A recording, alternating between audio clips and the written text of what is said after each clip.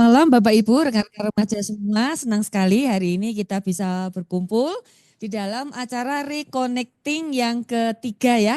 Jadi kali ini adalah seri yang ketiga yang diadakan oleh Remaja Gaduh Jati.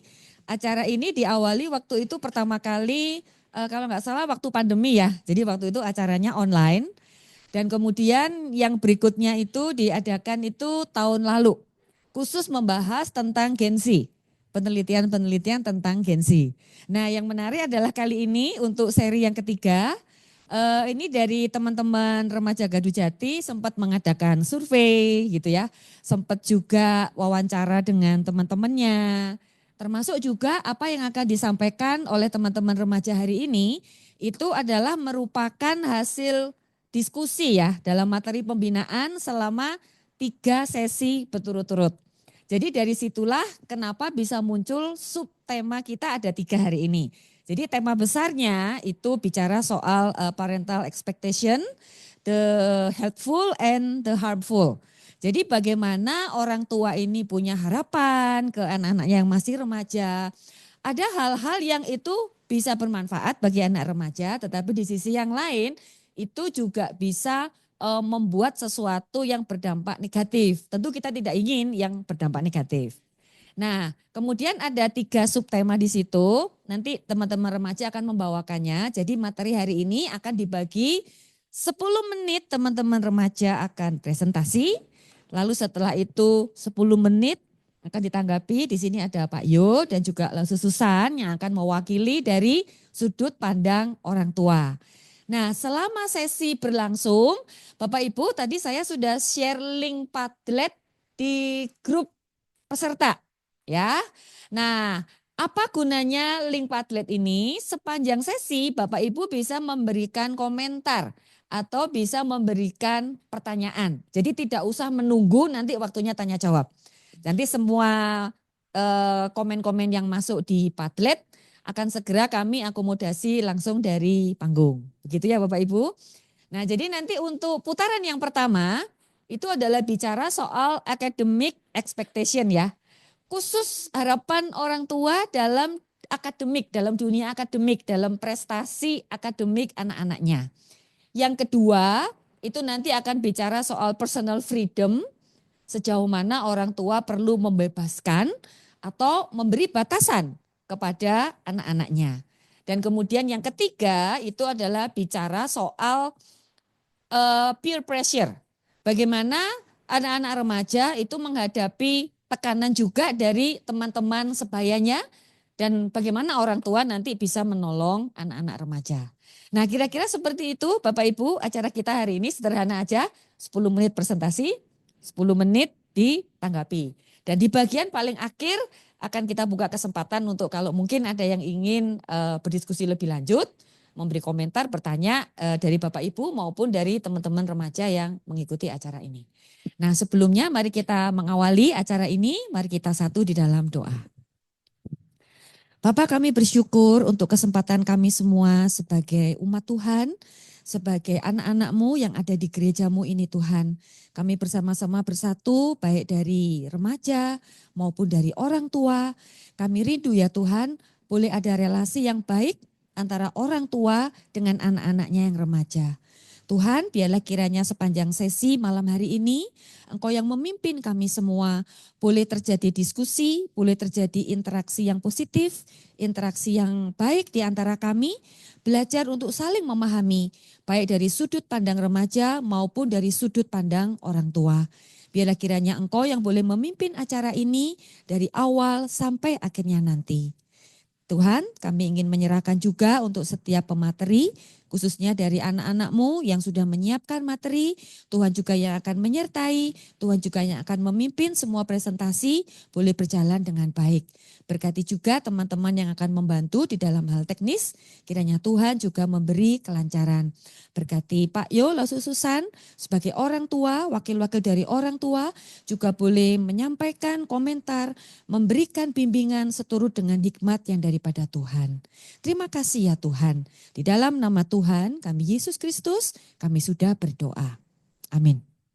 Ya, kita akan segera memulai. Saya akan panggil untuk pemateri yang pertama ada William dengan Belinda. Kita kasih tepuk tangan dulu Bapak Ibu.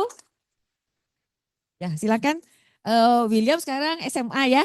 Kalau Belinda SMP. Ini akan menyampaikan materi tentang tuntutan akademik. Oke silakan William, Belinda. Baik, cek. Kanan batin. Oke, selamat malam Bapak, Ibu, dan teman-teman yang saya kasihi. Nah, jadi hari ini perkenalkan nama saya William. Kenalkan nama saya Belinda. Dan hari ini kami akan memberikan sedikit pemaparan materi tentang tuntutan akademik. Boleh di next. Oke, jadi dari definisinya dulu, apa itu tuntutan akademik? Bisa dibaca di situ ada harapan akademis adalah keyakinan dan penilaian seseorang tentang apa yang dicapai dan atau dipelajarinya. Harapan ini dapat berupa tujuan jangka pendek seperti tugas atau ujian maupun jangka panjang seperti kelulusan atau pekerjaan. Hal ini dapat berasal dari diri sendiri, orang tua, dan lain-lain.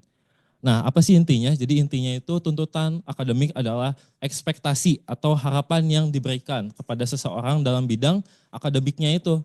Nah, ini tuh bisa berasal dari dirinya sendiri, bisa dari orang lain, bisa dari orang tuanya, bisa dari gurunya gitu ya, macam-macam.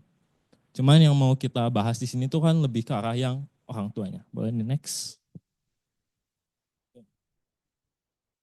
Nah, jadi sebelum dimengerti gitu ya. Ini tuh apa data apa. Jadi di situ kan ada area 1, ada area 2, ada area 3. Jadi di sini tuh kami melakukan sedikit survei ya Bapak Ibu di area pertama itu adalah anak-anak Gardu Jati. Jadi anak-anak di yang gerejanya di sini gitu ya, ada SMP, ada SMA, ada yang udah kuliah, totalnya itu question yang yang ngisinya itu ada 39 orang. Terus di area 2 itu ada anak-anak dari sekolah Gamaliel, totalnya itu ada 48 orang. Dan yang di area 3 itu anak-anak dari Bintang Mulia, ada 20 orang. Nah dari sini itu kita bisa ngelihat ketika ditanya apakah kalian merasa tertuntut gitu oleh orang tua. Nah bisa dilihat di area pertama itu hampir nggak terlihat ya, kurang tuh 40% lah merasa ya. Nah terus di area 2 ada 50%, di atas 50% ya. Terus di area ketiga itu 55%, cukup tinggi juga ya. Balik. Oh, ini kebalik ya. Nah jadi ada 3 subtema yang bakal dibahas di sini, yaitu ada yang pertama itu ada nilai dan ranking. Jadi nilai yang biasanya orang tua tuntut tuh apa? Nah yang paling umum itu kan pasti ada nilai sama ranking bagus gitu ya. Nih kita bisa lihat, mana sih? Nah ini seberapa sering orang tua menuntut tentang nilai. Nah ada kebanyakan sih jawabnya kadang-kadang ya. Cuman yang menjadi perhatian kita kan di sini yang seringnya gitu ya. Nah di area pertama itu ada 5%, di area kedua itu ada 4%, dan area ketiga ini gak ada sama sekali ya, agak aneh. Apalagi kita remaja tinggal di Indo gitu ya. Nah boleh deh. Oke Bapak Ibu, sekarang saya akan memberikan ilustrasi ya. Nah ini tuh anggap saja namanya tuh Anton. Nah si Anton ini tuh suka banget punya bakat dan minat tuh di bola gitu, olahraga. Terus beberapa saat kemudian tuh dia mengikuti ujian. Terus dia tuh disuruh sama orang tuanya untuk belajar gitu. Kamu harus belajar biar nilai kamu tuh bagus. Padahal Anton tuh kurang suka ya kayak untuk belajar. Tapi akhirnya dia belajar dengan keras sampai akhirnya dia mengerjakan ujian. Walaupun mengerjakan ujiannya tuh rada ragu-ragu gitu Bapak Ibu. Jadi kalau mau jawab A, takut salah gitu. Jadi takut banget untuk mencoba gitu. Karena dia juga merasa punya harapan yang tinggi kalau itu jawabannya benar gitu. Jadi takut juga. Oke. Terus pas pembagian nilai ujian, dia tuh ngerasa kayak aduh kecewa gitu ya. Terus temennya nyamperin gitu. Anton, kamu kenapa? Itu nilai ujian aku jelek. Hah, emang berapa ujian kamu? Cuman dapat 90. Hah? Temennya tuh sampai bingung. Kenapa nilai 90 aja dibilang jelek? bayangin dia yang dapat 50 aja masih bisa senyum di situ. Tuh gurunya aja sampai senyum ngasih nilai 50. Nah, temennya tuh bingung banget, tapi karena ada alasan gitu loh dari kenapa si Anton ini tuh 90 aja dibilang cuman gitu. Karena si Anton ini tuh punya harapan nilainya tuh 100 dan orang tuanya juga rada menuntut untuk mendapatkan nilai yang sempurna. Walaupun kalau mungkin dia dapat nilai sempurna masih bisa dibilang tingkatkan lagi. Mau ditingkatin kemana lagi? 101. Ada ya? Oke, next. Ini tuh tentang banding-bandingin. Mungkin kalau yang anak-anaknya udah kuliah mungkin kurang relate. Nah, ini tuh bisa relate ke semua kalangan lah. Mau kuliah, mau SMP, mau SMA, mau SD, mau dimanapun ini pasti relate banget. Namanya tuh banding-bandingin. Nah, jadi ini tuh suatu keresahan juga ya Bapak Ibu ya untuk anak-anaknya. Karena mungkin mereka tuh biasanya tuh ya udah dibanding-bandingin. Mungkin harapan orang tua tuh ketika dibanding-bandingin jadi ngebus motivasi gitu ya. Jadi anak itu semakin termotivasi. Tapi mungkin juga terkadang yang terjadi adalah kemungkinan yang lain, yaitu anaknya tertekan, merasa kayak aduh yang tetangga nilai 90 ini cuma 70, terus entah kalau udah dunia kerja Allah sia tetangga pendapatan gocap tiau. Iya orang acan dapat iya mah kumaha kan gitunya. Jadi nah di sini juga ada datanya saudara-saudara, seberapa sering Anda dibandingkan dengan orang lain oleh orang tua. Nah bisa dilihat di sini ya, area pertama itu di sini ada 17% itu sering.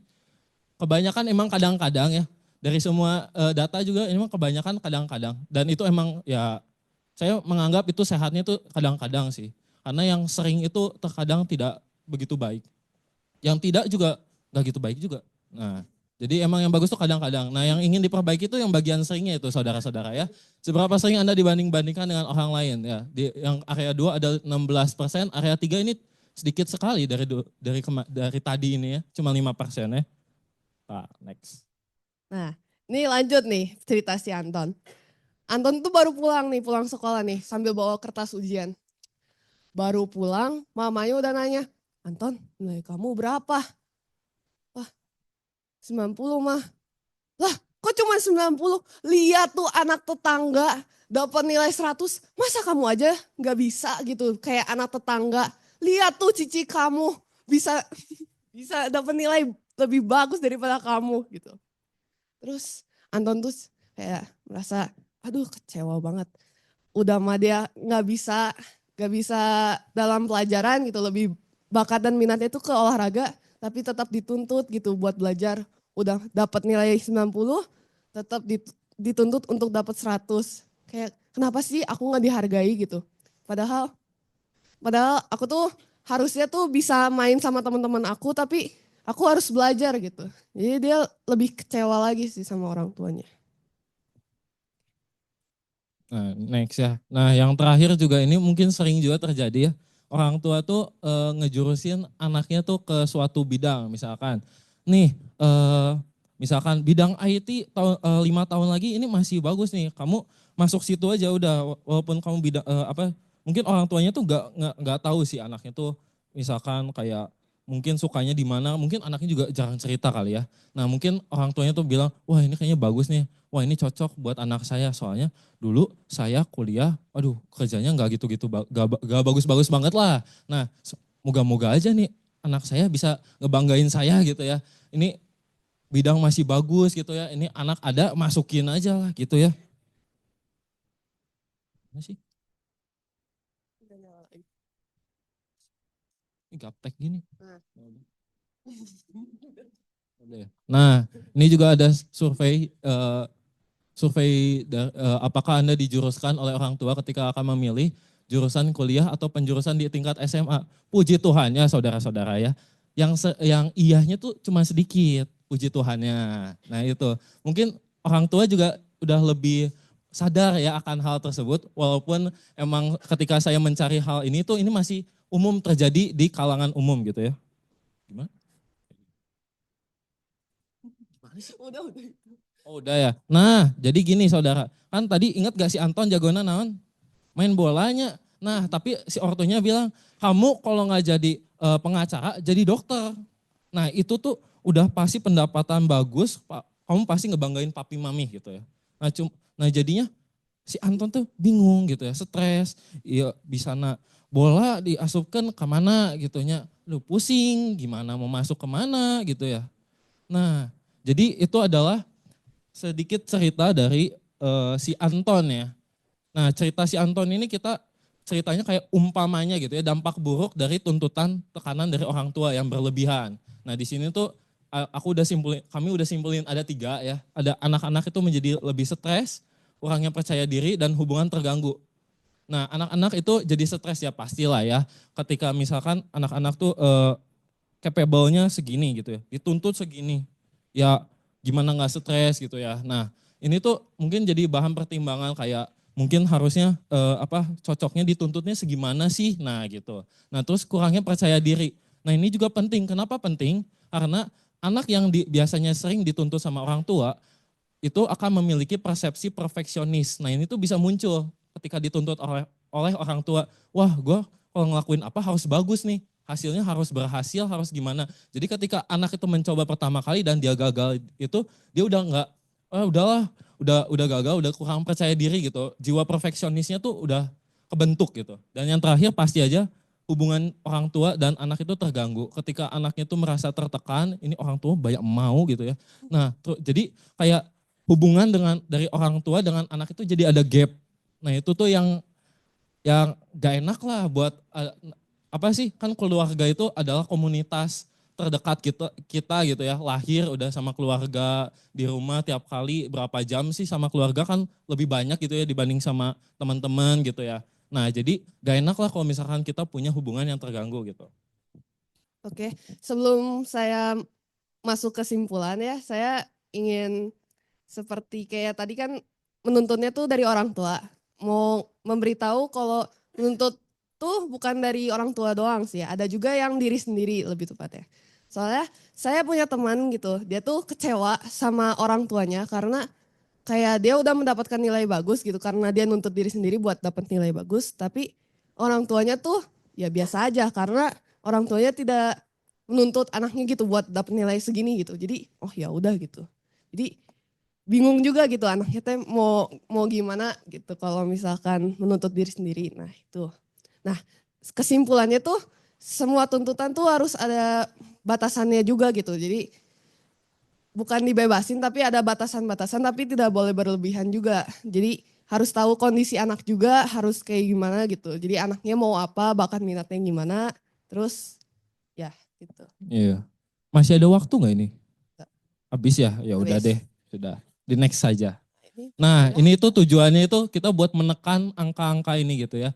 Bisa lihat saudara-saudara di sini area pertama itu ada 17,9% yang biru tua ya, yang kita lihat ya. Itu tuh angka tingkat stres yang paling tinggi. Nah, itu tuh gak optimal buat anak. Itu gak enak banget. Jadi yang ngerasa anak-anaknya itu udah overheat, nah di situ tuh letaknya.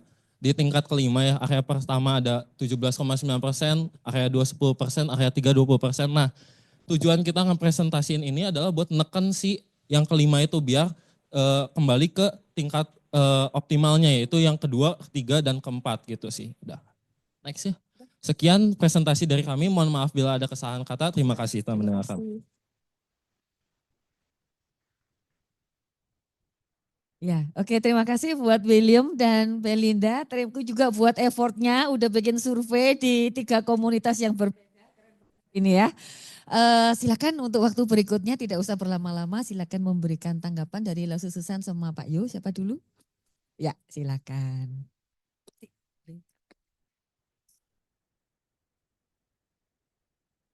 Like this first ya. Ya, oke, selamat malam Bapak Ibu, teman-teman semuanya. Ya, mau nanggepin yang tadi William sama Melinda presentasiin ya tentang tuntutan akademis gitu ya dari orang tua pada anaknya. Mungkin sedikit reason dulu ya kalau misalnya kenapa sih ada tuntutan dari orang tua gitu ya. Sebagai saya juga punya 2 anak remaja gitu ya. Sebenarnya tuntutan itu ada juga karena semua orang tua atau mungkin gak semua, hampir semua orang tua itu pasti pengen anaknya lebih baik dari orang tua. Jadi dasarnya itu dulu ya, kita pengen anak-anak kita tuh pasti jatuhnya lebih baik dari kita gitu ya. Lebih pintar dari kita, lebih sukses dari kita, itu udah pasti. Nah cuman tuntutan memang benar tadi seperti yang Belinda sampaikan, bahwa tuntutan yang kita berikan sama anak juga sebaiknya punya batasan-batasan. Nah itu yang perlu orang tua sadari gitu ya, bahwa kita nggak bisa nuntut anak seperfect mungkin gitu tanpa kita juga melihat gimana potensi anak, gimana kemampuan anak. Nah itu seperti itu yang jadi sebagai orang tua kita memang harus punya batasan-batasan seperti itu. Nah kemudian apa tadi? Yang kedua, poin kedua tadi ya, itu sudah ada lagunya kan, ojo dibanding-banding ke. Nah, jadi saya rasa ya kita gimana pun tetap anak kita lebih baik dari anak tetangga. Gitu. Nah kalau tadi kan kalau bandingin dengan anak tetangga lebih baik gitu kan. Nah, memang karena di rumah saya nggak ada tetangga. Tapi maksud saya ya, jadi poin 2 yang disampaikan tadi ya, fair. Kita tidak sebagai orang tua memang tidak membandingkan. Bahkan bukan hanya keluar, ke dalam juga. Kakak adik itu pun juga punya karakternya sendiri, kelemahan kekuatannya juga ada ya. Nah, itu pun juga tidak baik membandingkan kakaknya berprestasi, nilainya selalu baik, nah adiknya kurang, nah itu tidak untuk disampaikan ya, kamu harus seperti kakakmu, ya, maksudnya harus bisa, ya, nilainya juga harus bisa. Nah, ya saya mungkin sebagai orang tua juga punya anak 2, itu memang belajar untuk tidak membandingkan baik di rumah maupun ke sebelah gitu ya. Tadi yang disebut itu. Oke.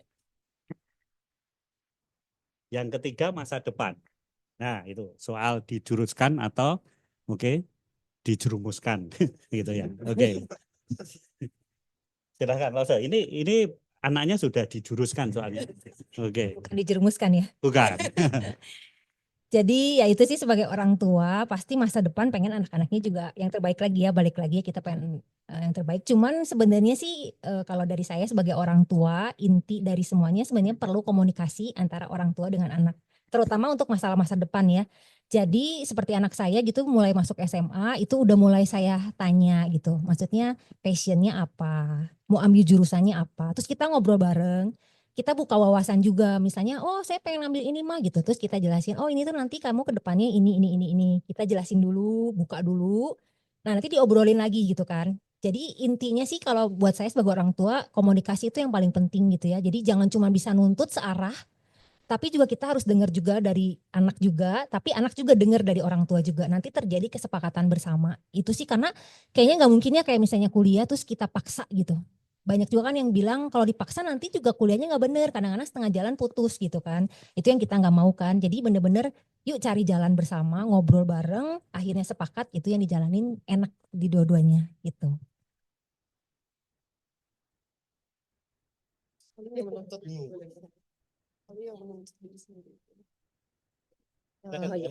Ya boleh, yang tadi tuh kayak kan ada yang temen aku tuh ada yang menuntut diri sendiri. Nah itu gimana gitu, kayak soalnya respon orang tuanya tuh kayak biasa aja gitu. Malahan anaknya yang menaruh ekspektasi tinggi kepada orang tuanya gitu. Cerita dikit ya, anak saya yang besar juga sebenarnya cukup seperti itu. Jadi anak saya yang besar sebenarnya udah cukup pintar gitu ya. Cuman memang si anaknya menuntut dirinya sendiri untuk lebih gitu. Jadi yang ada saya bisa lihat ketika setiap kali ujian stres gitu bawaannya. Padahal dia bisa gitu loh. Tapi dia stres gitu. Sepanjang ujian tuh stres gitu. Gak berhenti duduk di meja belajar dari pulang sekolah sampai malam, dari pulang sampai malam gitu. Nah itu sih balik lagi kalau buat saya sebagai orang tua saya ajak bicara gitu loh. Terus saya kasih pengertian sama dia kalau kamu tuh udah bagus loh. Kamu tuh udah oke. Kadang-kadang anak tuh kan butuh diapresiasi ya dengan apa yang udah dia kerjain. Kalau dia menuntut dirinya lebih karena dia merasa oh ini kurang nih, kurang nih, kurang. Jadi butuh apresiasi dari orang meyakinkan bahwa kamu udah oke kok gitu. Mama udah bangga loh dengan apa yang kamu capai selama ini. Itu bisa nurunin sih. Itu kalau saya rasa sih nurunin ya tingkat stresnya itu berubah sih dari situ.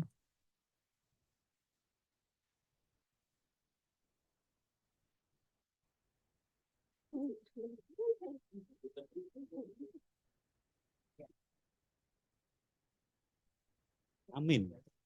Oke, kita berikan tepuk tangan dulu nih buat Pak Yo dan juga Lo Susan ya. Terima kasih untuk komentarnya. Baik Bapak Ibu, mungkin daripada berdiri duduk bingung ya, kayaknya kita duduk aja ya. Nanti yang presentasi aja yang di depan ya. Kita lanjutkan untuk presenter yang kedua. Jadi terima kasih William, Belinda, kita berikan tepuk tangan sekali lagi. Ya, yang kedua ini bicara tentang personal freedom ya. Itu ada Jocelyn dan Samuel. Yuk kita sambut Jocelyn dan Samuel. Personal freedom. Ya, silakan.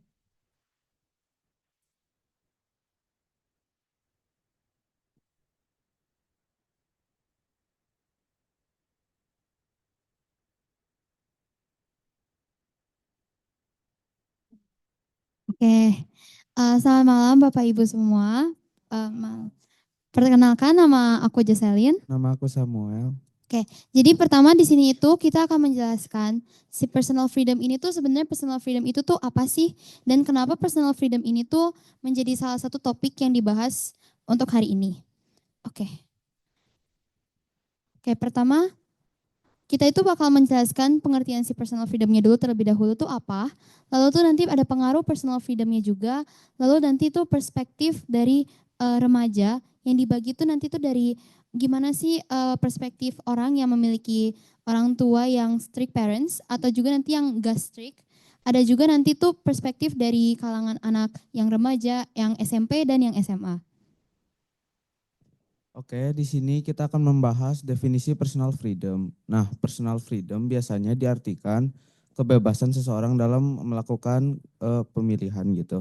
Nah, kan kita remaja, jadi biasanya mereka kebebasannya tuh dalam bepergian bareng teman gitu. Oke. Oke, nah tadi itu dibahas ya kalau misalnya personal freedom itu jadinya intinya itu kebebasan seseorang untuk tuh mereka memilih sesuatu atau memutuskan kayak jalan hidup mereka. Jadi di sini juga selain kayak mereka itu untuk jalan-jalan sama teman, mereka untuk milih kayak yang tadi kan tuntutan tuh dibahas ya. Itu juga kayak untuk mereka memilih jurusan yang mereka mau gitu ya, bebas dari keinginan yang orang tua mau. Nah, habis itu juga nanti tuh ada kayak kenapa sih faktor-faktor personal freedom ini tuh dituntut sama anak-anak sekarang, remaja sekarang. Nah, yang pertama itu kadang tuh perbedaan orang tua. Faktor perbedaan orang tua ini tuh bisa ngebikin kayak remaja itu tuh berpikir, kenapa sih orang tua, misalnya orang tua Sam, kenapa orang tua Sam itu lebih ngebebasin Sam jalan-jalan, terus kenapa kalau misalnya Sam tuh kayak, dia tuh hidupnya tuh kayak bebas gitu, kayak gak ada pikiran, stres, apapun gitu. Kenapa aku di sisi lain tuh orang tua aku tuh ini itu gak boleh, aku pengen belajar juga sama temen, bikin kelompok belajar, mau kerja kelompok gitu-gitu juga gak boleh, di sekolah aja, di rumah aja gitu, jangan sampai kayak keluar atau gak gimana gitu. Oke. Oke, next itu ada juga pengaruh si personal freedom ini. Nah, seperti banyak hal, pengaruh personal freedom juga tuh dibagi jadi dua. Yang pertama itu dalam negatifnya dan positifnya. Nah, untuk si positifnya sendiri itu, yang pertama itu personal freedom tuh bisa melatih kemandirian anak. Melatih kemandirian anak tuh maksudnya bagaimana? Jadi ketika si anak itu bisa memilih keputusan sendiri, dia bisa memutuskan apa yang ingin dia lakukan, anak itu bakal menjadi lebih kayak tahu gitu. Oh, ke depan nanti aku tuh akan kayak gimana, dan nanti tuh mereka tuh bakal gak perlu kayak semua tuh ditanyain ke orang tua. Jadi kan kalau misalnya semua ditanyain ke orang tua juga mungkin orang tua bakal pusing ya, kayak ini kenapa sih gak bisa sendiri gitu. Padahal tuh dari awalnya sama mereka tuh mungkin ada terkekang gitu. Jadinya anak tuh apa-apa nanyanya ke orang tua gitu. Semua ditanyain ke orang tua. Sehingga mereka tuh masih belum tahu kayak mereka tuh bisa ngelakuin itu sendiri tanpa orang tua. Nah, next itu adanya anak tuh menjadi lebih sadar akan kegagalan dan juga mendukung anak untuk bangkit kembali dari kegagalan. Nah, ketika seseorang atau anak ini tuh memutuskan sesuatu, dan ternyata tuh misalnya dalam hal akademis. Ketika anak ini tuh berpikir kayak, oh kayaknya aku akan masuk ke jurusan ini, aku kayaknya lebih oke. Misalnya tadi olahraga. Ternyata tapi tuh di olahraga ini tuh dia nggak bisa terlalu bisa gitu. Sedangkan di suatu materi tuh dia bisa.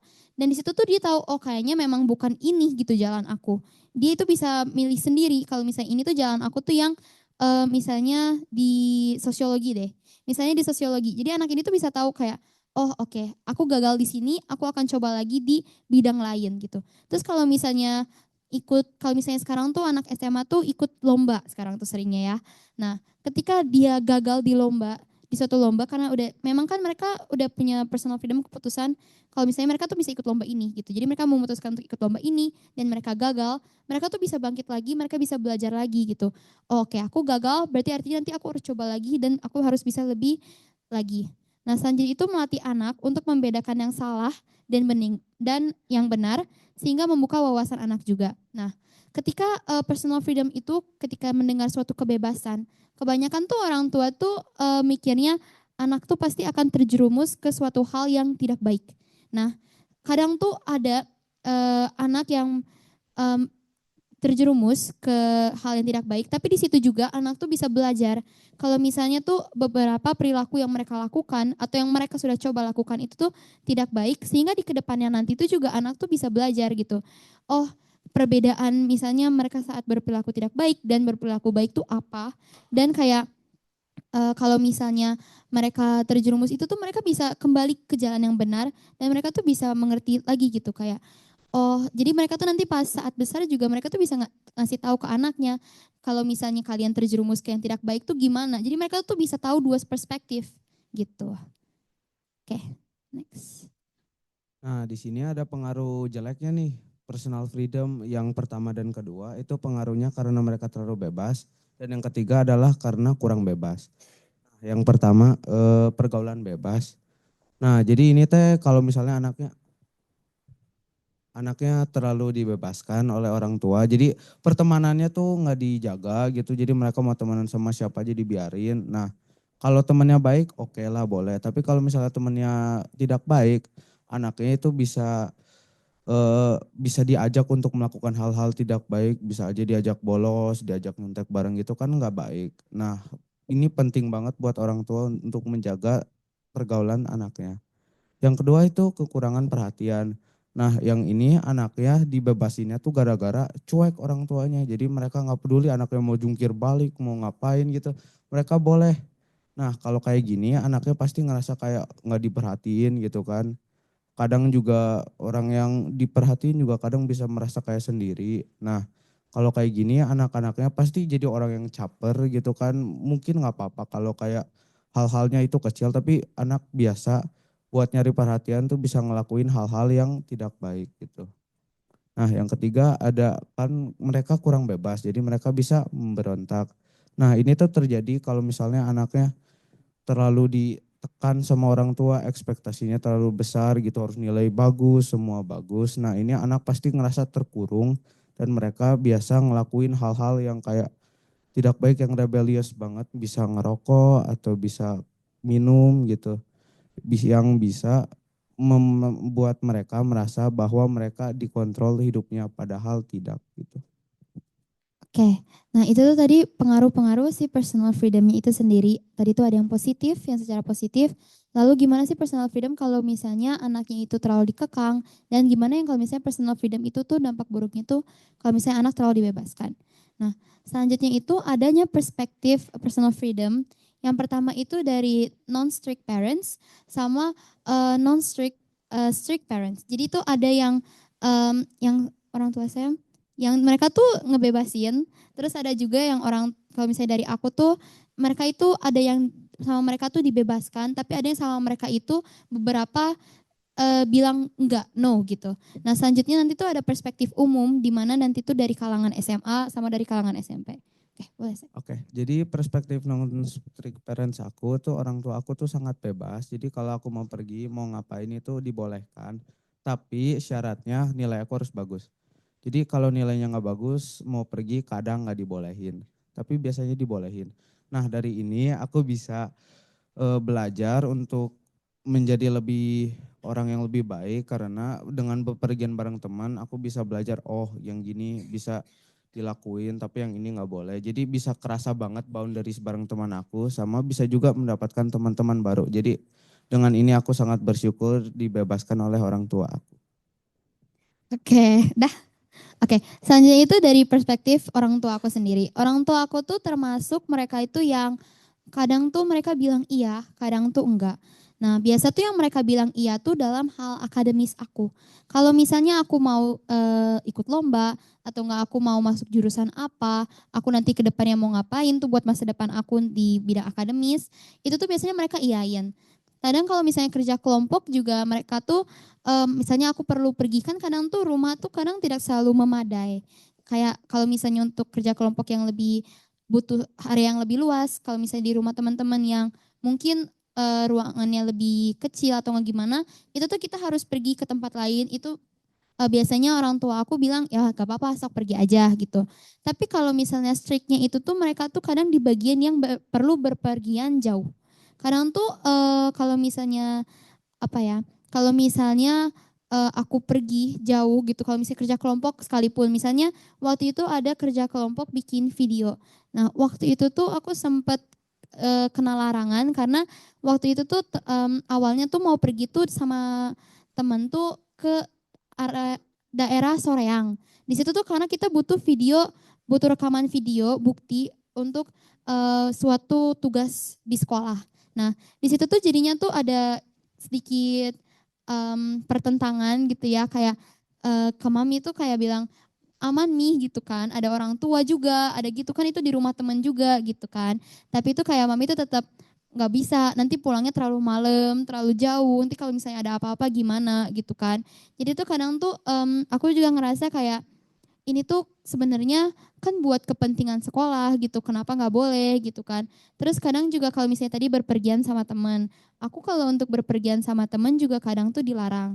Kadang tuh tergantung temannya sendiri tuh siapa-siapa, dan jadi tuh kalau misalnya mama nggak terlalu kenal gitu atau nggak gimana, itu tuh biasanya dibilangin enggak. Terus tuh kalau misalnya tadi kayak Sam tuh berpergian jauh boleh kan ya? Boleh. Kalau misalnya aku tuh nggak boleh. Nah jadi itu kayak aku sendiri tuh kadang-kadang merasa kenapa kayak orang tua aku tuh nggak ngizinin gitu. Padahal kan zaman remaja sekarang tuh pengen gitu kan bikin memories gitu ya, bikin suatu hal yang kayak bisa diingat, bisa dikenang gitu.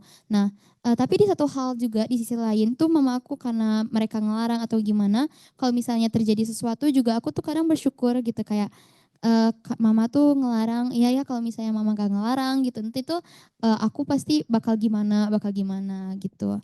Oke, next itu dari perspektif SMP dulu.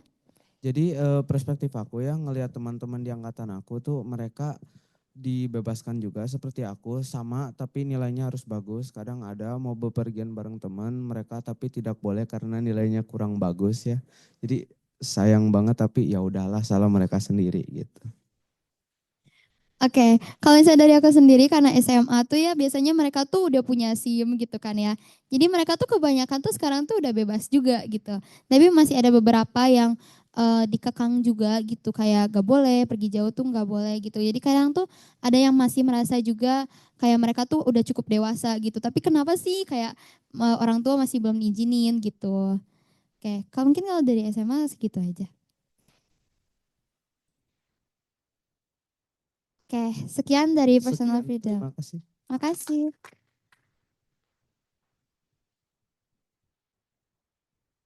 Kali ini duduk aja ya. Kita mau nanggepin nih. Jadi yang satu merasa mungkin terlalu dibebaskan, yang satu merasa yang terlalu dikekang gitu. Jadi sebetulnya yang idealnya tuh yang gimana gitu ya. Boleh mungkin langsung Susan atau Pak Yu dulu yang menanggapi? Langsung Susan dulu. Ya menanggapi personal freedom ya, mungkin awalnya tuh beda perspektif ya, maksudnya ketika anak-anak tumbuh jadi anak remaja, biasanya mereka tuh mulai merasa gue udah gede nih gitu kan. Tapi sebenarnya kalau buat kita orang tua, sebesar apapun kalian ya tetap anak kecil. Mohon maaf. Tapi mungkin memang seiring dengan pertambahan usia kita mulai memberikan kelonggaran sedikit, lebih mempercayakan gitu ya, lebih ngasih kepercayaan. Tapi nah ini Sebenarnya ketika orang tua mulai ngasih kepercayaan, mulai ngasih tanggung jawab lebih, kita berharap kalian tuh bisa memakai itu dengan baik. Jadi ketika sekali kita kayak main layangan gitu ya, tarik ulur. Ketika kita ulur, ketika kalian bisa mempergunakan itu bertanggung jawab, kita pasti kasih lagi kelonggaran lagi. Kita kasih lagi ketika kalian setiap kali bisa mempertanggungjawabkan apa yang udah kita kasih kepercayaan itu. Tapi ketika disalahgunakan sekali aja, itu udah pasti kita tarik gitu. Jadi kita pasti, kalau saya sih sebagai orang tua seperti itu ya. Jadi kita lihat dulu nih tanggung jawab anak udah sampai mana kita bisa kasih kepercayaan sama mereka. Kemudian yang kedua juga buat saya penting bagi anak-anak remaja itu untuk mengenalkan lingkungan pertemanannya sama orang tua gitu. Jadi orang tua tuh harus tahu teman-temannya siapa aja nih gitu. Ketika kita tahu teman-temannya baik, itu kita pasti juga ngasih kepercayaan lah pasti untuk boleh main atau gimana gitu. Tapi kalau kita tahu lingkungannya buruk, itu kita pasti jadi strict gitu. Kalau saya sih gitu jadi fleksibel ya, strict atau non strictnya gitu. Ngelihat juga sama respon kalian gitu sebagai anak-anak remaja. Gitu. Pak Yom menambahkan? Sudah lengkap. Aku malah mau tanya, boleh? Oh ya boleh, Ke boleh. remaja. Itu tadi ya, kalau apa tadi boleh pergi kalau nilai baik, begitu ya? Ya. Nah, itu yang bargaining siapa? Papa, mama? Yang tawar-menawar begitu? Dua-duanya. Jadi mereka berdua sepakat bahwa kalau misalnya nilai aku bagus, boleh pergi kemana aja gitu. Jadi bebas. Kalau nilainya bagus, kalau enggak boleh gitu. Oke, oke. Jadi yang di apa? Karena memang kau suka pergi-pergi. Iya, Oh iya. cenderung sering ya pergi bareng Oke. teman main gitu. Oke. Tapi bagus mendengar kata sepakat tadi ya. Jadi memang Ya. papa mama sepakat Ah. memberikan Kebebasan. ketentuan itu ya. Ya. Oke. Nah, ini ke orang tua itu memang perjuangannya adalah kesepakatan dengan istri. Kadang saya kalau ditanya anak gitu ya, jawabnya agak gimana, aku bilang tanya mama aja. Oke, ya kan? Nah, sebenarnya saya nggak boleh begitu ya, atau saya boleh. Nah, ini memang ya kalau tadi saya tanya begitu karena bagus ya orang tua sepakat. Oke, jadi memang kesepakatannya nilai baik boleh pergi, nilai tidak baik tidak boleh pergi, gitu. Kalau main game ada kesepakatan enggak? Asal nggak sampai malam-malam amat. Kalau misalnya hari sekolah gitu mainnya sampai malam nggak boleh gitu. Oke. Itu juga kesepakatan ya. Ya, oh bagus. Yus, tadi yang aku dengar mama yang kau mintain terus. Papa di mana? Oh, papi di Jakarta. Enggak, Papi maksudnya aku di papi Jakarta. enggak banyak mengizinkan, melarang atau tanya enggak di kau? Kalau misalnya ke papi tuh biasanya kan kalau misalnya jalan-jalan tuh aku izinnya ke mama. Karena kan yang ada di sini kan mama. Kalau misalnya ke papi tuh biasanya aku diskusi kedua orang tua tuh kalau misalnya tentang akademik aku. Kayak, Pi mau ikut lomba, Mi ikut lomba gitu kan. Atau enggak kayak, Cici mau masuk sini gitu, aku mau masuk sini gitu, aku mau masuk jurusan ini gitu. Kayak waktu itu kan kalau misalnya SMA tuh IPA IPS. Papi mami itu maunya IPS, aku masuknya IPA gitu. Jadi kayak di situ tuh kita diskusi gitu kan bareng gitu aku minta kayak mereka setuju sama pilihan aku, kenapa aku pilih IPA gitu, aku jelasin ke mereka gitu. Gitu. Kalau ke papi lebih akademis.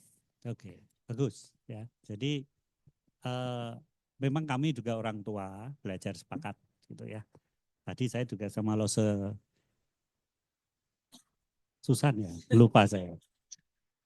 Sudah sepakat begitu ya, bagaimana kita merespon, oke.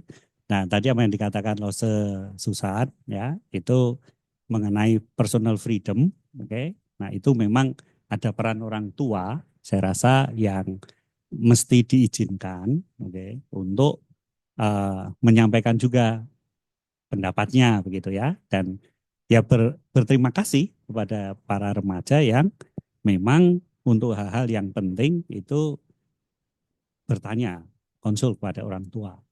Oke. Dan ada bagian yang tadi Susan sebut, kita juga sangat ingin mempercayakan keputusan-keputusan kepada anak-anak kita gitu ya. Karena sudah lihat belajar mengambil keputusan dengan baik. Itu saja, Bu Mei. Oke, terima kasih. Kita berikan aplaus kepada penanggap, juga kepada Jocelyn dan kepada Samuel ya. Terima kasih. Kita masuk nih sesi yang ketiga ya, boleh kembali.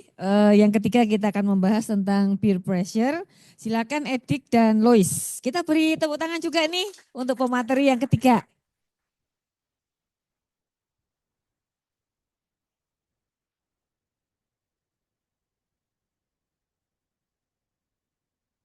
Oke, selamat malam semuanya. Nah, di zaman sekarang ini kita nggak jarang melihat banyak remaja yang udah ngerokok, nge-vape, minum-minum, ada barang viral dikit, minta orang tuanya beliin. Ada tren viral dikit, mau ikutin. Nah, sebenarnya apa sih yang menyebabkan hal itu bisa terjadi? Nah, ternyata yang menyebabkan hal itu bisa terjadi adalah peer pressure. Perkenalkan, nama saya Frederick. Halo semuanya, selamat malam. Nama saya Lois. Dan kami akan membawakan materi tentang peer pressure. Nah, peer pressure atau dalam bahasa Indonesia sebenarnya kita sebut sebagai tekanan ya. Tekanan yang remaja alami dari teman-teman sebayanya. Gitu. Nah, hari ini kita akan bahas mengenai apa itu pengertian peer pressure, apa saja jenisnya, faktor penyebab, dampak, juga pandangan remaja secara real. Apa sih peer pressure dan apa yang membuat itu mempengaruhi mereka? Nah, sebenarnya apa itu peer pressure? Jadi peer pressure ini berasal dari dua kata, yaitu peer yang berarti teman sebaya dan pressure yang berarti tekanan. Tapi peer pressure sendiri bisa diartikan sebagai perasaan di mana seseorang itu ingin dihargai atau ingin disukai dengan cara mereka melakukan hal-hal yang tidak mereka sukai. Nah, peer pressure ini terjadi di kalangan remaja, tapi nggak cuma di remaja doang. Terjadi juga di orang dewasa. Nah, selanjutnya jenis peer pressure. Tidak semua peer pressure itu dampaknya negatif, khususnya untuk remaja itu bisa dibagi dua, ada dampak positif dan dampak negatifnya. Yang pertama, dampak positif adalah motivasi untuk mencapai prestasi.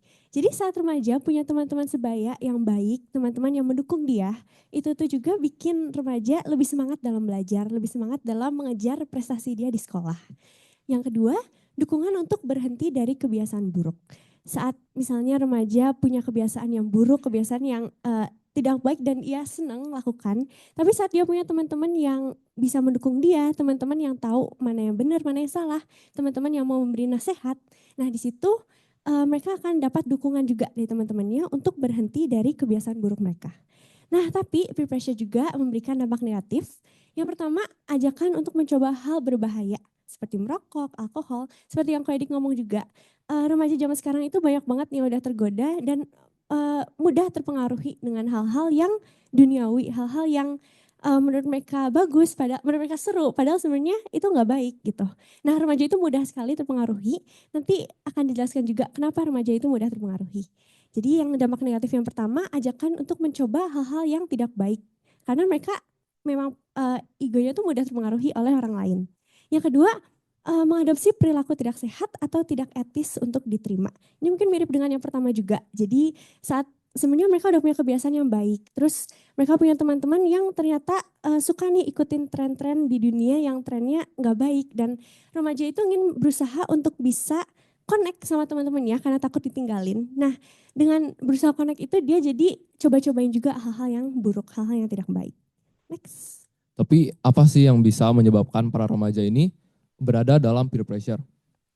Usia remaja adalah usia di mana para remaja ini memiliki rasa yang tinggi untuk bisa diterima oleh suatu kelompok. Karena usia remaja adalah usia di mana mereka ini mencari jati diri.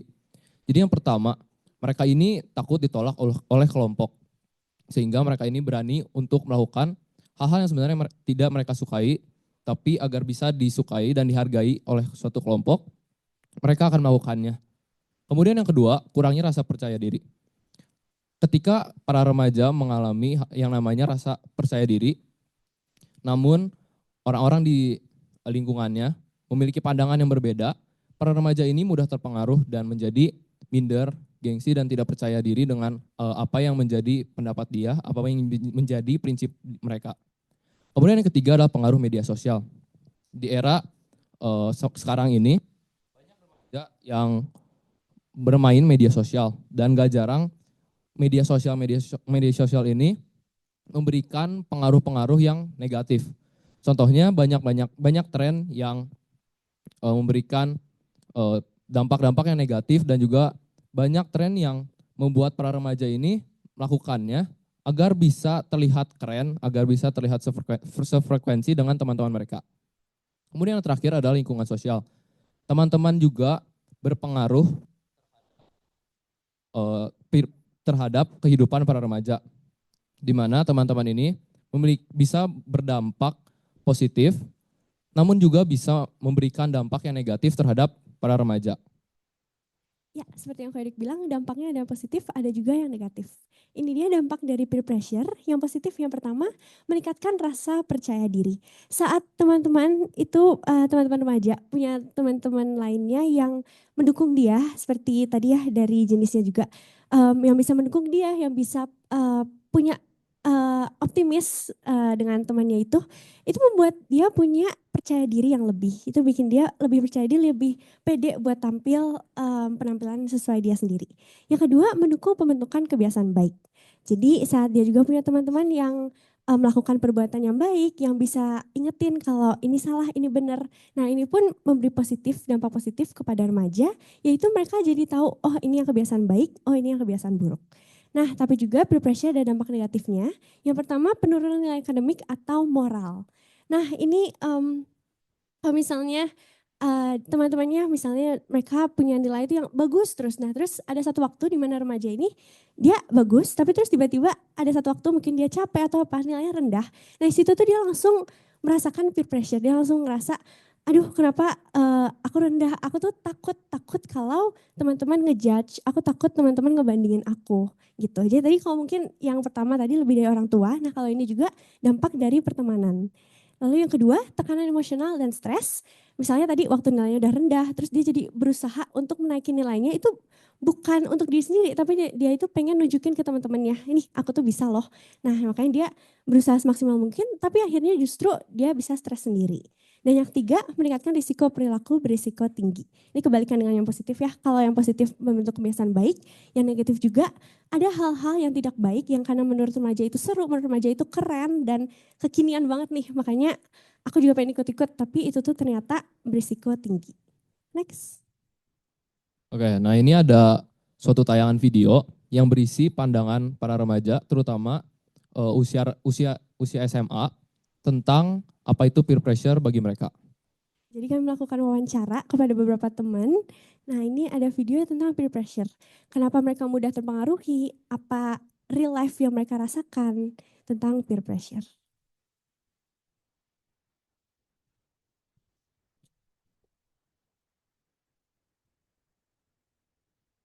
Suaranya boleh dinaikin dikit.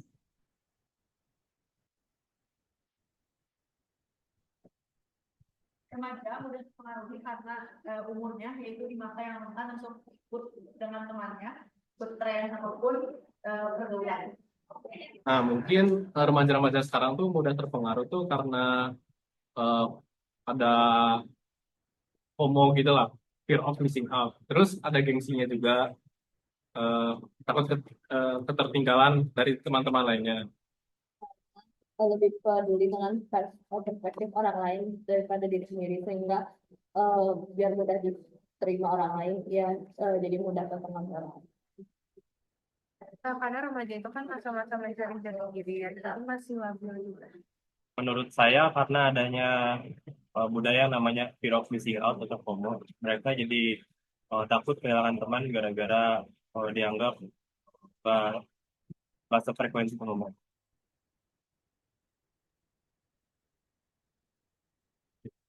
Saya sering diajak untuk bolos sama teman sekelas saya, dan saya rasa itu membuat saya tidak mengerti pelajaran yang guru terangkan di kelas.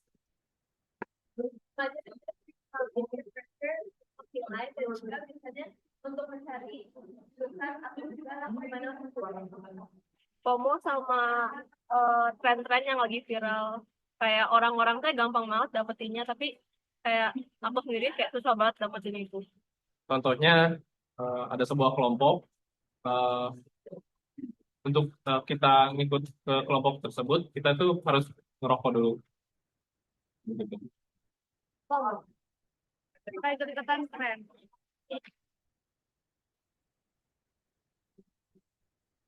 Masih kesusahan, nggak tahu gimana. Tapi orang-orang bilangnya sih semua orang punya porsinya masing-masing, syukuri aja. Pertama, kita harus bisa belajar untuk menghargai diri sendiri. Lalu kita juga harus bisa belajar untuk tidak membanding-bandingkan nilai kita dengan orang lain atau juga jurusan dan di mana kita kuliah nanti sama orang lain. Saya beranggapan bahwa saya memiliki integritas, bahwa saya harus terus belajar untuk meraih cita-cita saya. Harus berani untuk bilang tidak dan selektif dalam mencari teman yang baik. Main hobi, main game.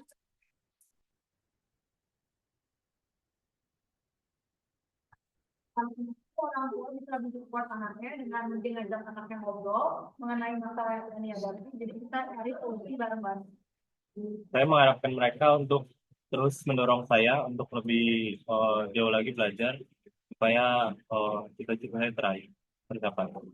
Saya berharap orang tua saya bisa lebih terbuka dengan pergaulan anak-anak zaman sekarang dan berani untuk memberikan tanggung jawab kepada saya untuk memilih teman yang baik dan juga pergaulan yang baik. Aku harap orang tua bisa lebih mendengarkan dan tidak menjudge kita.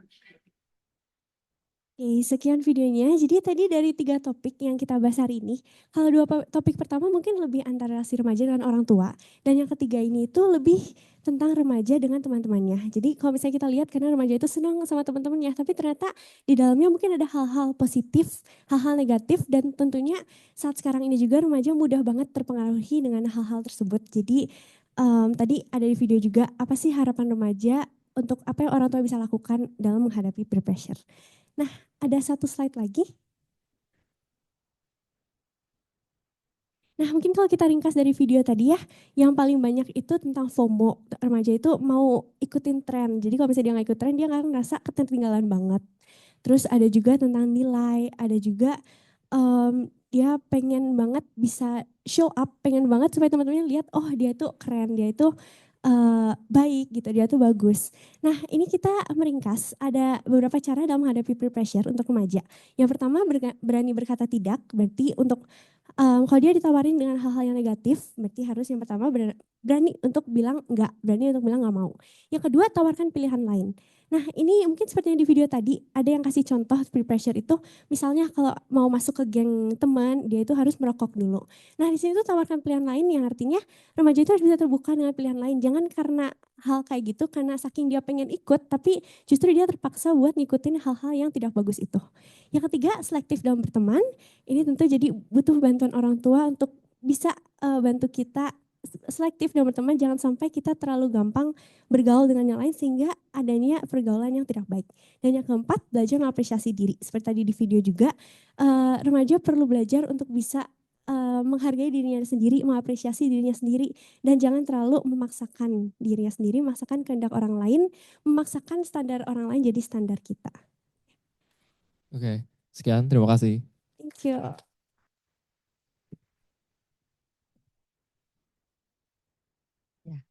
Terima kasih buat Edik dan Louis ya. Untuk yang ketiga ini menarik sekali karena ini bicara tentang realita yang dihadapi oleh remaja sehari-hari gitu. Yang mungkin kalau bukan remaja yang cerita, kita ngeliat videonya kita nggak tahu. Karena orang tua tidak ada di sekolah, orang tua tidak ada bersama dengan anak-anak remaja dan belum tentu anak-anak remaja mau menceritakan pengalamannya, perasaannya dan lain-lain ya. Ini menarik ini topik yang ketiga ini. Silakan Pak Yo dan Lasu Susan. Tanggapannya? Silahkan dedinya Lois lebih dulu. Ini kayaknya udah janjian ya, nanti tanyanya apa, jawabannya apa gitu. Ini bukan peer pressure, parent pressure. Ya terima kasih. Oke, tadi disampaikan. Sebenarnya harapan dari mereka tadi di video sudah jelas. Oke, kita harus berbuat apa ya? Ketika mereka harus menghadapi peer pressure itu. Oke. Dan memang kadang kita tidak bisa bayangkan sih mengaku ya di sekolah itu terjadi sebenarnya ada tekanan peer itu kan teman ya. Tapi pertanyaannya itu yang bikin pressure itu sebenarnya teman siapa saja atau teman dekat? Oke, jadi teman sebaya di sini bukan berarti hanya teman yang satu umur aja. Jadi teman sebaya bisa diartikan juga sebagai orang-orang yang mungkin punya satu hobi bareng kita. Dan remaja ini kan kita butuh yang namanya kelompok untuk bisa berteman, bisa ngobrol dan lain-lain. Nah, dan terkadang kebiasaan kita dan kebiasaan kelompok itu berbeda. Jadi untuk kita bisa join ke kelompok itu, mungkin kita harus melakukan yang namanya kebiasaan-kebiasaan yang berbeda. Dan peer pressure itu bisa datang dari kelompok tersebut, tapi bisa juga dari dalam diri kita sendiri, kita memaksakan untuk melakukan sesuatu. Sebenarnya kalau dari, ya saya nggak tahu ya orang tua yang di sini nanti ada porsinya, tekanan atau dari teman ya, yang disebut tadi teman sekelas, teman siapapun itu, yang membuat anak-anak, bukan anak-anak lagi, remaja-remaja, melakukan yang tidak baik ya. Ini yang negatif ya. Tapi tadi ada juga yang positif ya, membuat lebih percaya diri, lebih termotivasi gitu ya, karena lihat. Nah, berarti peer pressure itu tidak selalu buruk ya, betul kan ya? Tidak selalu negatif. Jadi bisa membawa nuansa remaja untuk jadi baik, karena melihat kelompok itu baik. Saya kalau bergabung mau di sana ya mesti baik gitu ya. Tapi juga ada yang tadi tidak baik ya.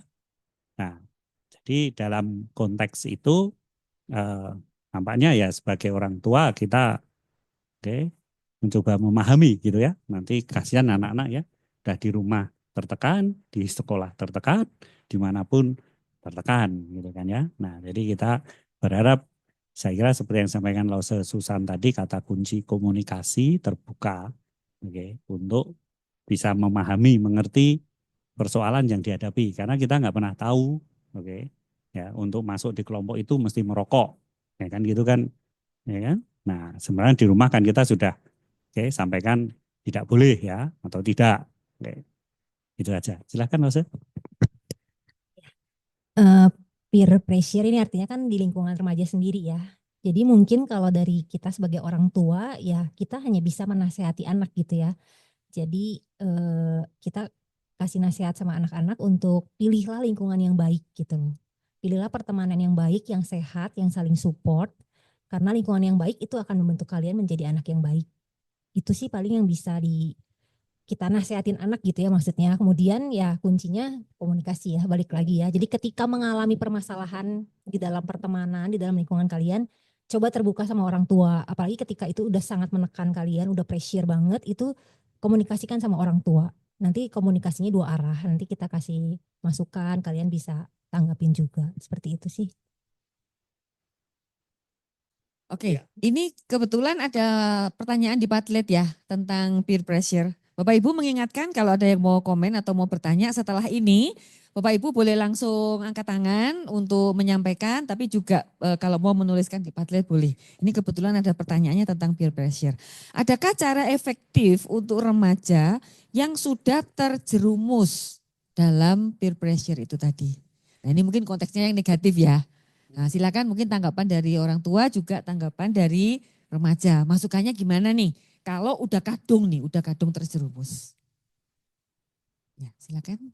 Jerumus itu maksudnya jadi sekarang udah berada di lingkungan yang memang nggak sehat gitu ya. Yang kalau saya nangkepnya ini yang berdampak negatif ya.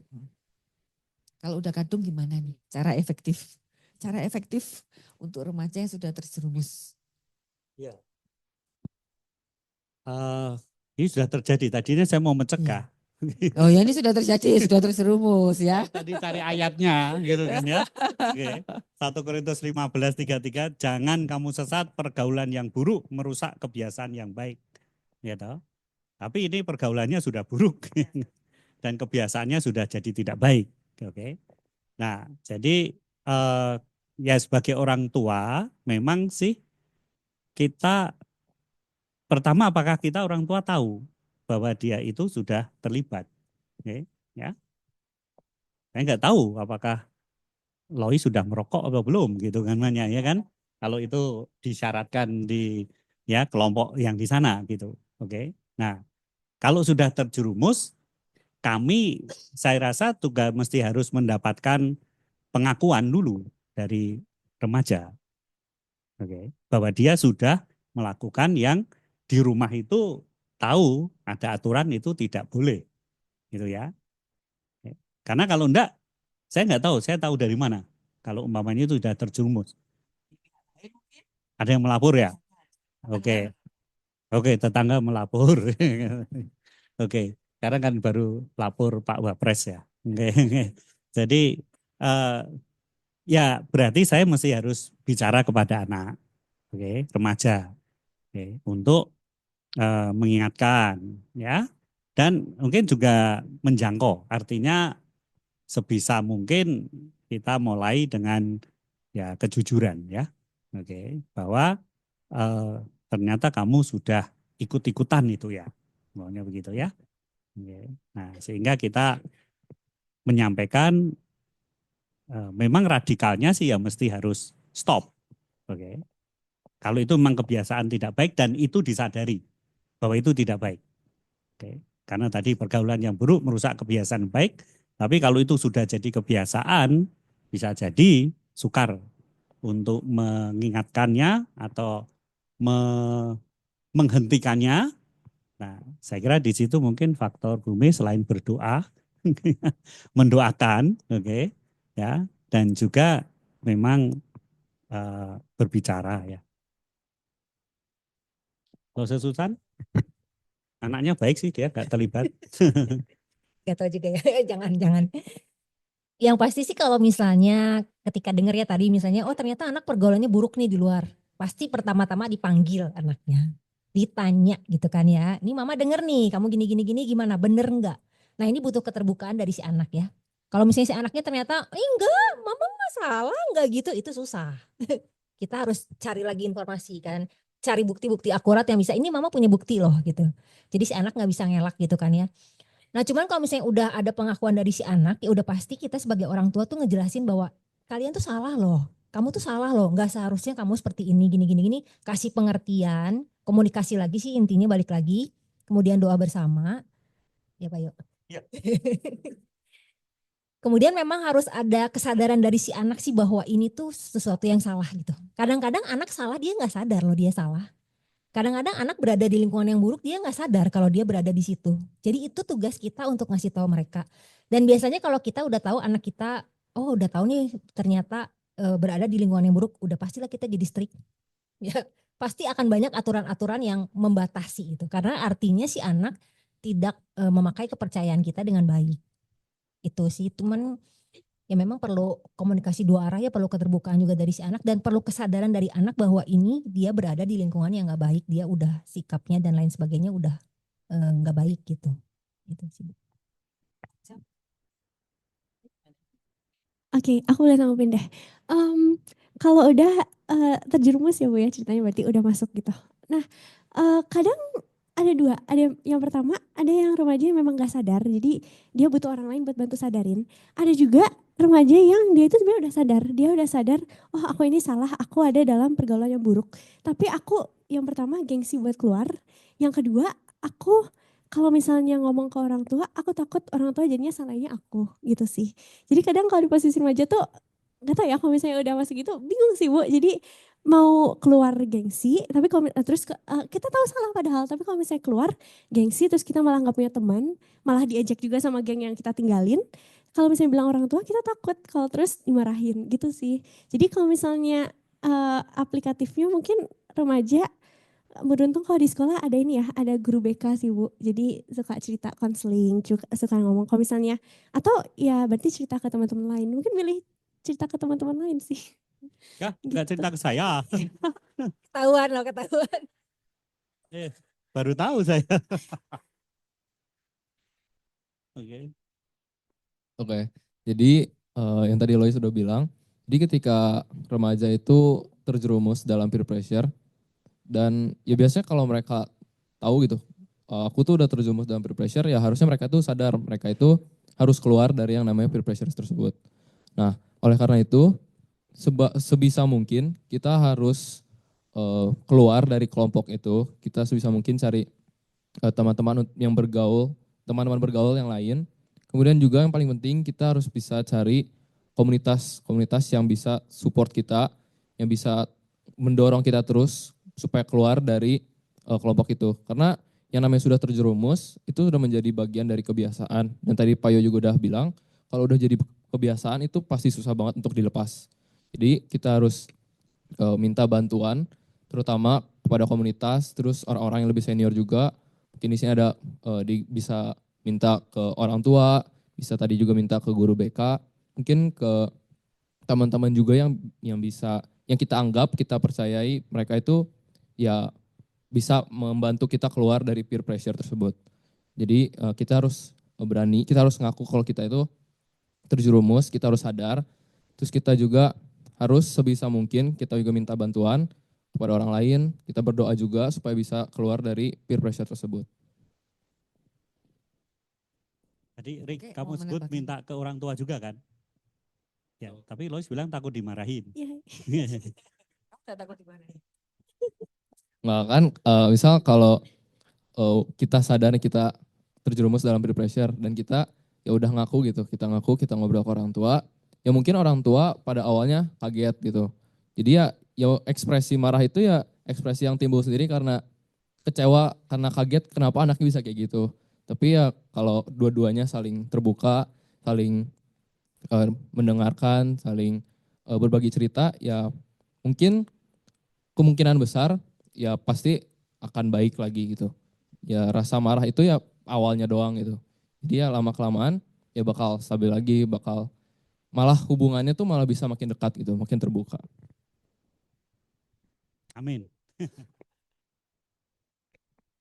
Ya, oke, kita masuk dalam sesi tanya jawab ya Bapak Ibu. Silakan, apakah ada yang ingin bertanya atau memberikan tanggapan atau mau mengangkat kasus, boleh? Silakan. Ada? Kayaknya anaknya semua baik-baik di sini ya. Aman-aman semua Bapak Ibu? Oh ya, ya. Silakan. Boleh dibantu? Enggak ya nih. Salah satu mic nanti ditaruh di bawah ya. Terima kasih ya untuk boleh diskusinya. Saya mau tanya aja, kan anak-anak zaman sekarang tuh pinter-pinter ya. Kalau misalnya kita mungkin pengetahuan juga udah berkembang kan ya. Jadi kadang-kadang suka anak udah bilang, mama nggak tahu sih zaman sekarang tuh begini-begini. Itu udah wajar kok. Itu udah lumrah kayak gitu kalau misalnya komunitas kan kayak tadi ya. Tuntutan dari komunitas biasanya ya teman-teman. Jadi menganggap sesuatu itu adalah satu hal yang biasa dan orang lain kalau misalnya tidak larut dalam gaya seperti itu aneh sendiri gitu. Nah gimana menanggapinya gitu? Nah ini menarik nih sekarang. Ini ngomongin soal tren ya misalnya. Atau gaya hidup tertentu nih misalnya. Yang mungkin kita buat orang tua merasa aduh jangan gitulah. Tapi anaknya bilang, mama mah kayak nggak ngerti aja gitu ya. Zaman sekarang teh beda mah. Nah ini gimana ini sikap dari orang tua? Ya. Kalau di contohnya mama. Ya ini memang sebenarnya agak sulit ya karena kayak beda zaman gitu ya hidupnya ya, orang tua udah di zaman apa, anak di zaman apa. Cuman kalau buat saya pribadi sih berusaha memahami gitu. Jadi berusaha belajar juga tren-tren sekarang tuh apa sih, cari tahu juga. Jangan sampai anak tuh mikirnya si mama sama si papa mah kuno pisan nggak ngerti apa-apa gitu. Jadi seenggaknya walaupun memang sih seiring kita makin tua kan susah ya untuk ngikutin, tapi seenggaknya kita tahu lah gitu. Cari-cari tahu kan sekarang medsos juga banyak ya. Kita bisa mau belajar apa aja sebenarnya bisa gitu. Kita cari tahu minimal tahu gitu. Si anak jadi mama gue mah keren loh gini aja tahu gitu kan. Itu sih jadi penting juga jadi sahabat buat anak gitu ya. Jadi si anaknya kayak ngerasa asik loh ngomongin ini sama si mama sama si papa juga ngerti nyambung gitu. Itu sih.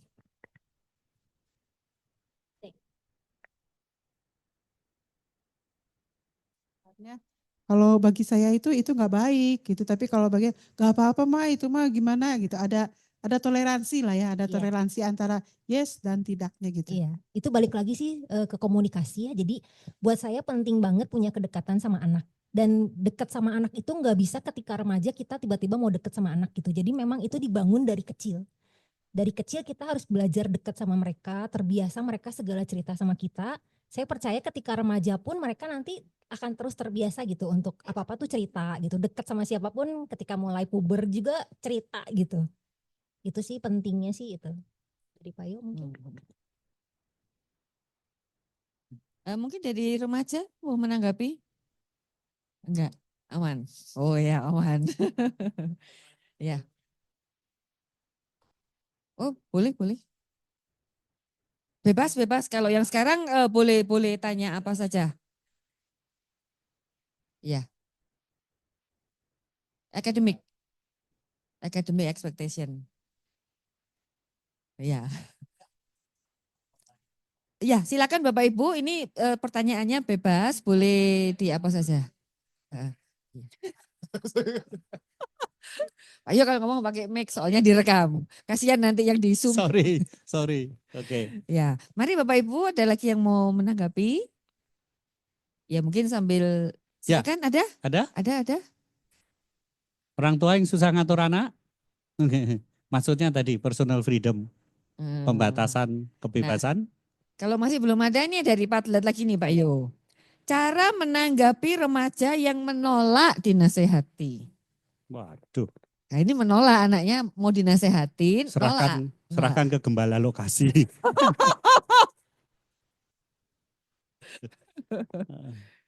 Ya. Menolak dinasehati. Oke. Tapi ini kasus memang cukup banyak terjadi kan sebetulnya ya. Mungkin Pak Yo anaknya baik-baik sih ya. Jadi Pak Yo gak punya pengalaman ini ya. Tapi banyak orang tua yang mengalami masalah seperti ini. Jadi pada saat anaknya mungkin dipanggil gitu ya, diajak ngomong. Loh anaknya tuh ya gak mau gitu.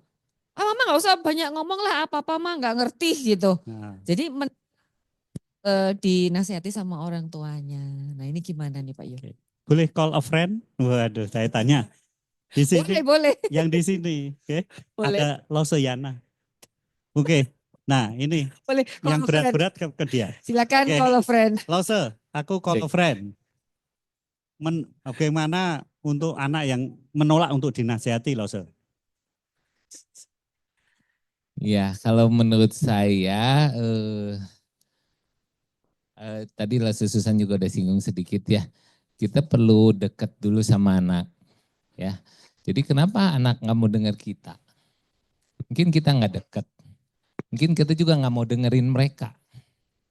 Ya, jadi kita nggak bisa menuntut anak dulu. Kita dengar dulu suara mereka. Kita bangun dulu koneksi dengan mereka. Mungkin kita nggak sediain waktu buat mereka, kita nggak sediain telinga buat mereka. Setiap mereka ngomong apa, kita marah.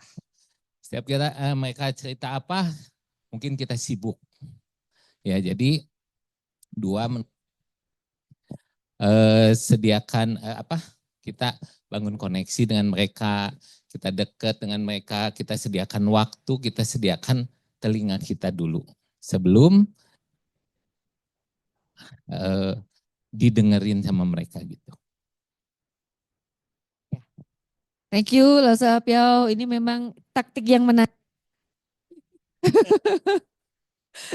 Mari silakan Bapak Ibu yang lain, apakah ada pertanyaan atau tanggapan? Ya silakan Ibu.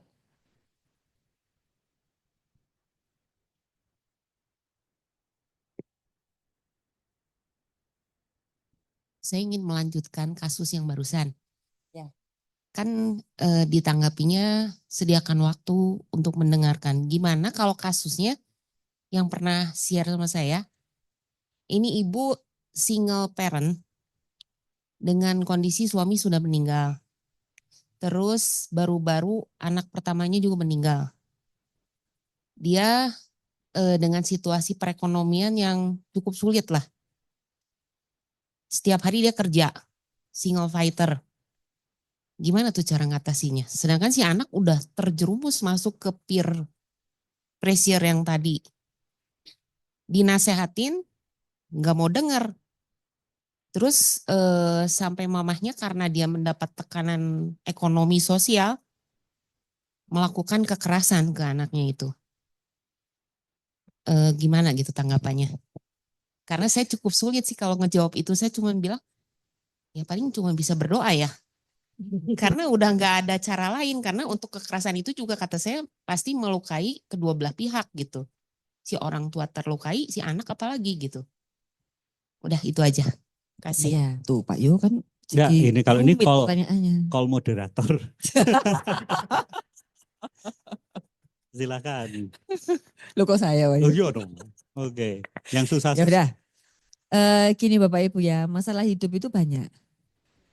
Dan kita tidak dipanggil untuk menjadi juru selamat orang lain ya. Jadi kita mungkin ada batasan tertentu di mana kita tidak bisa menyelesaikan semua masalah orang lain. Tetapi yang bisa kita lakukan adalah kita menjadi rekan, menjadi teman dari siapa yang curhat ke kita itu.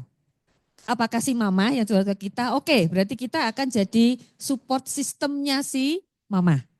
Kalau misalnya saya di remaja nih, kan sering dititipin ya sama si Losu Susan, sama si Losu-Losu yang lain. Bumi titip ya, anak yang ini tuh kasihan gitu kan, lalu diceritain keluarganya. Oke, berarti dalam hal ini saya akan menjadi support system dari anak ini, bukan dari keluarganya. Tapi saya juga nggak bisa nyelesain masalah keluarganya, juga nggak bisa. Jadi sampai satu titik pada saat kita sendiri melihat kehidupan ya ini ya di dunia yang sudah rusak oleh dosa ini. Tetapi kita dipanggil untuk bersama-sama gitu ya menolong saudara-saudara kita ini tadi.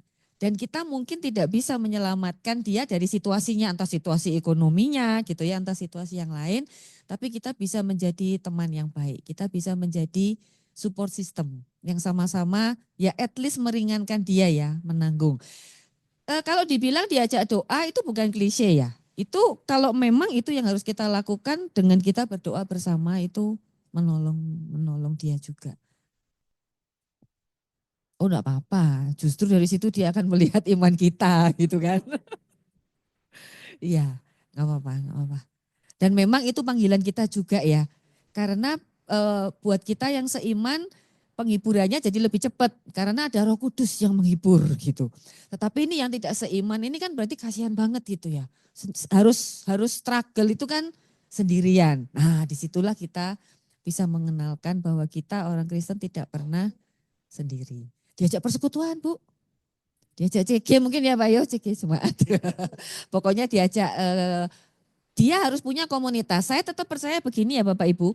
Mau anak kita berprestasi atau kurang berprestasi, mau emosinya baik atau tidak baik, semua orang butuh support system. Support system pertama pasti dimulai dari keluarga.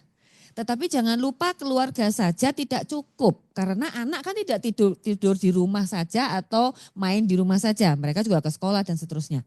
Berarti support system itu harus ada di mana-mana. Sekolah harus jadi support system.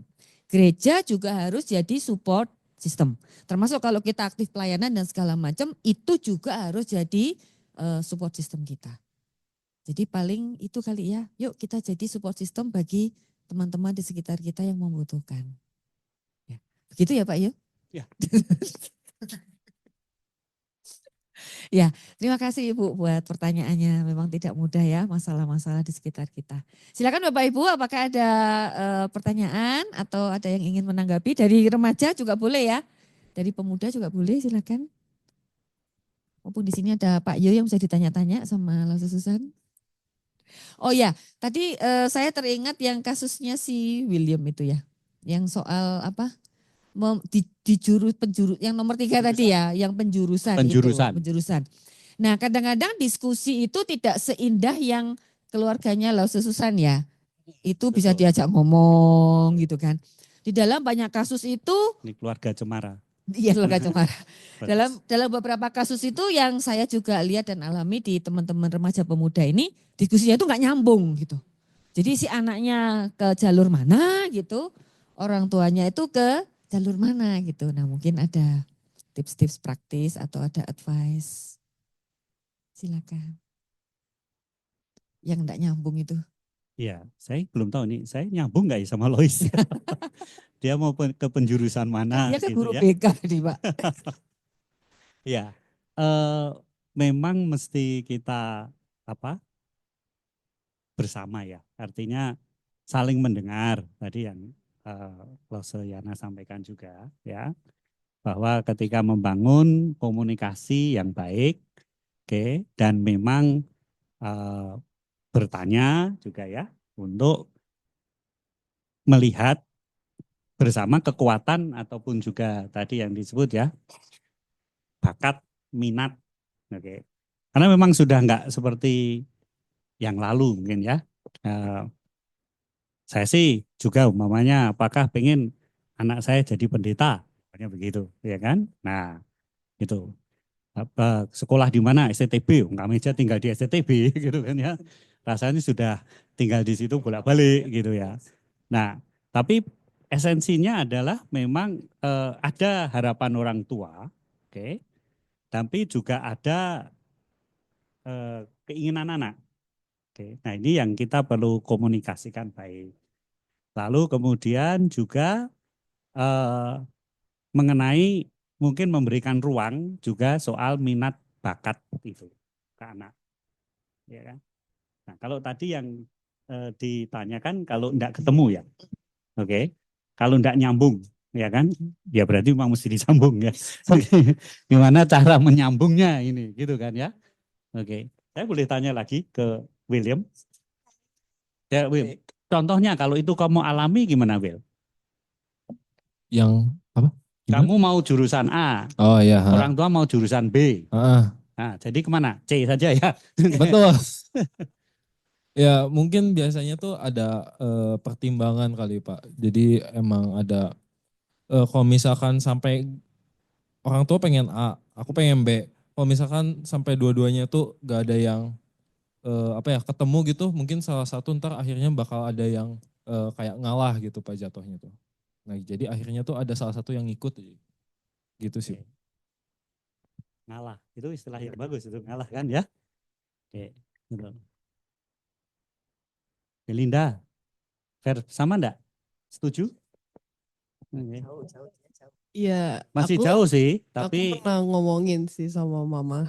loh, udah membangun komunikasi, ya. Udah ngomong gitu kan, kalau aku tuh awalnya tuh mau kedokteran hewan, tapi mama tuh bilangnya kayak ya oke, terus tiba-tiba ke depannya kayaknya enggak deh, enggak jadi, mending ke sini aja deh. Tapi aku mau kedokteran biasa, kedokteran umum, terus mama bilang udah gak usah katanya teh, kalau kedokteran umum mah lebih susah juga gitu ke kamunya gitu. Mungkin nganggep anaknya tuh kurang bisa ngomong sama orang gitu ya. Jadi jadi mungkin aku juga dia ngalah sih lebih tepatnya, soalnya aku juga mikir juga gitu ngulang kan. Iya juga sih, aku juga kalau ngomong sama orang juga kadang jadi kayak grogi banget gitu. Jadi ya udah deh, ikut kata mama aja deh gitu. Jadi ikut ngalah. Tapi ngalah tulus. Tulus ini soalnya. Oke, udah.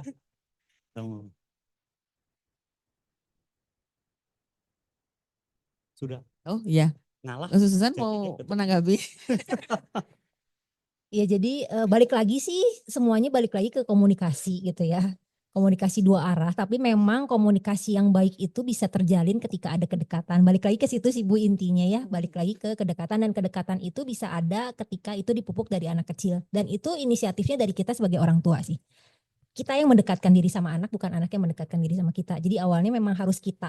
Jadi kalau tadi dibilang gimana nih kalau udah gak nyambung, itu memang perlu effort lebih ya dari orang tua. Gimana caranya bisa terjalin yang namanya komunikasi dua arah itu. Jadi sebagai orang tua juga mungkin ketika menasihati anak tuh bukan selalu dalam suasana yang serius, suasana yang penuh ketegangan gitu, tapi mungkin kita bisa bawa anak jalan di mobil sambil ngobrol bareng, makan siang bersama. Dari situ kita mulai bangun, harus dibangun sih intinya, harus dibangun. Ketika itu sudah terbangun, saya percaya akan ada kesepakatan gitu. Jadi bukan ngalah tapi sepakat gitu ya. Itu Bu dari saya. Ya. Saya pikir ini juga sebagai penutup buat kita semua ya, terutama orang tua, Bapak Ibu.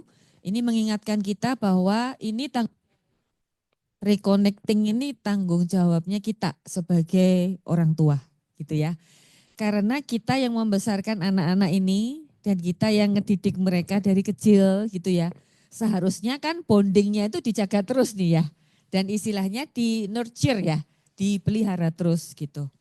Dan memang kadang-kadang kalau saya juga pernah dapat kasus-kasus yang sudah parah gitu ya, misalnya anaknya sudah dewasa, sudah mau menikah, orang tua nggak setuju dan segala macam, itu memang kasus yang berat.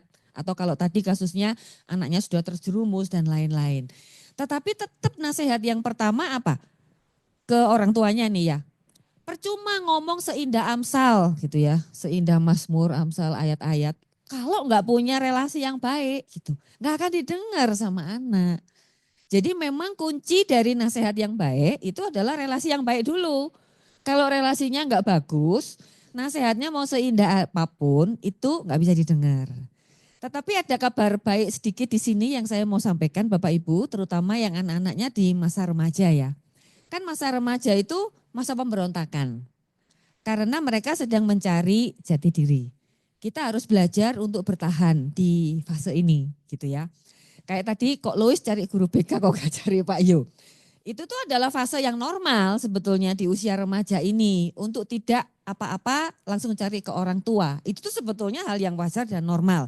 Kita orang tua juga tidak perlu merasa, aduh kenapa sekarang gak nyari aku gitu. It's okay karena ini memang masa remaja. Tetapi nanti kalau masa remaja itu sudah terlewati dengan baik, maka kita akan melanjutkan kembali relasi itu dengan lebih baik. Jadi setiap fase tumbuh kembang anak itu memang ada dinamikanya sendiri.